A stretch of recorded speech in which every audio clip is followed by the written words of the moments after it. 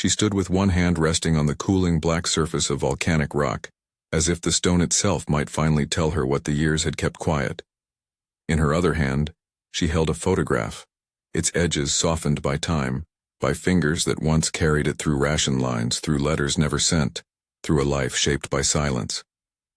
She had returned because her father once made a promise he never finished. He had said it simply, almost casually, as if the words weighed less than they did.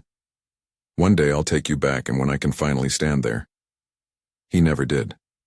If you close your eyes for a moment and imagine the seam in the earth, a dark sealed mouth pressed into the side of an ash-covered slope, you begin to understand why a promise like that could bind a daughter to a place decades later. From a distance, the scar appears small. Up close it is precise, deliberate, a wound shaped by machines, explosives, and human decisions. This was the place her father could never forget, and never fully explain. The island is Iwo Jima. The American invasion began on February 19, 1945. Over the weeks that followed, this land of basalt and volcanic ash became something else entirely. A battlefield shaped not only by weapons, but by what lay beneath the surface. Her father had walked on terrain like this. He had known what it meant to face ground that did not give up its secrets easily. General Tadamichi Kuribayashi, tasked with defending the island, rejected the idea of meeting the enemy on open ground. Instead, he turned the island inward. Beneath these slopes, soldiers carved an underground network, tunnels stretching for nearly 18 kilometers. Corridors ran like veins through the rock. Ventilation shafts pulled air into darkness. Chambers were shaped for command, for shelter, for treatment. It was not improvisation. It was intention. And it was this hidden world that her father carried home with him, not in words but in the way he avoided certain silences. For those who landed on the beaches above, the unseen network below created constant uncertainty. An opening in the ground might lead nowhere, or it might lead to a space large enough to hide dozens. Clearing every cavity meant time. Time meant lives. So choices were made.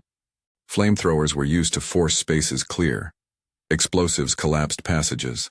Bulldozers pushed ash and stone into openings, sealing them shut.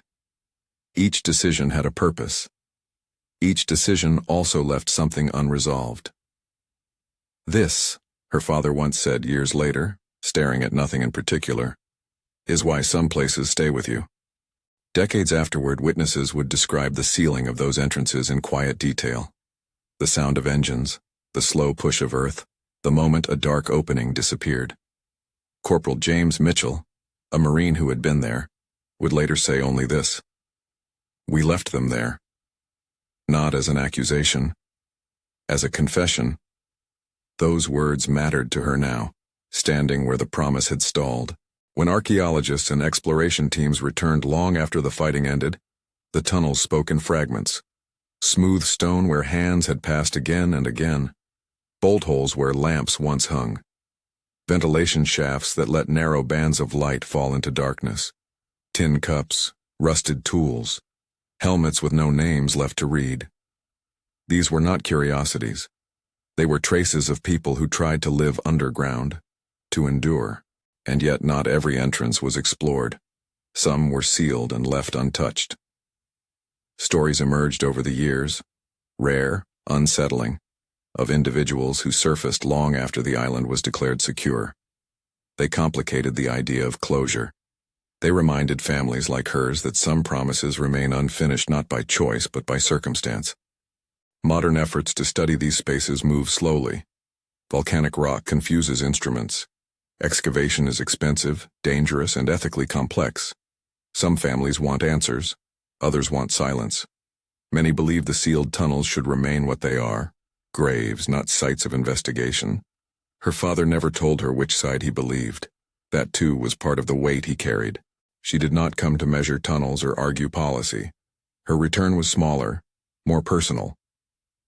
In her pack, folded beneath the photograph, was something simple. A single flower, a card with a name written once and never erased. Standing near one sealed scar, she understood that the promise was never about uncovering what lay beneath the stone. It was about standing where he once stood, seeing what he saw, accepting what he could not bring himself to revisit. She knelt, placed the photograph where the wind could touch it. Let the flower fall. No revelation followed. No answers surfaced. Only presence and absence, sharing the same space. In that moment, the promise shifted. It was no longer unfinished. It was fulfilled differently. History often speaks in numbers, dates, distances, totals. But those measures cannot explain why a daughter returns decades later to a black slope on a distant island. They cannot explain why a man carries a place inside him for a lifetime and leaves a promise behind. The tunnels remain, some sealed, some explored, all heavy with consequence. She left as the light faded. The photograph folded once more. Her father's promise had not been completed in the way he imagined, but it had been honored. And sometimes, that is the only kind of closure the past allows.